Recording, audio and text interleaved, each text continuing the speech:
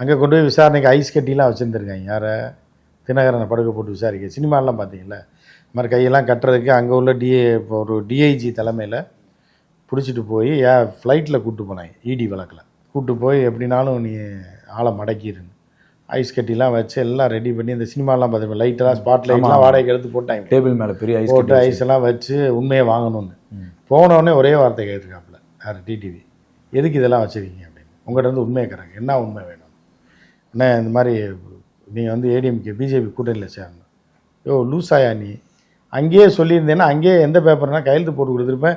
என்னை போய் வம்பா கூப்பிட்டு வந்து இவ்வளோ செலவு பண்ணியிருக்கீங்க, லைட்டு ஐஸ் எல்லாம் வச்சு. அரசு பணத்தை வீணாக்கிட்டீங்க. லூசாயா நீங்கள் அப்படின்னு இருக்கார். அவர் ஷாக்காயிருக்கார் டிஐஜி.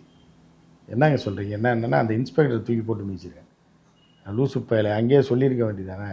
அதான் இப்போ கட்சியில் பிஜேபியில் சேரணுன்னா கூட சேர்றேன்றாரு. அவரை போய் இவ்வளோ தூரம் ஃப்ளைட்டு காசு வேஸ்ட்டு போய் 2 பிசி வேறு கூட போயிருக்கீங்க.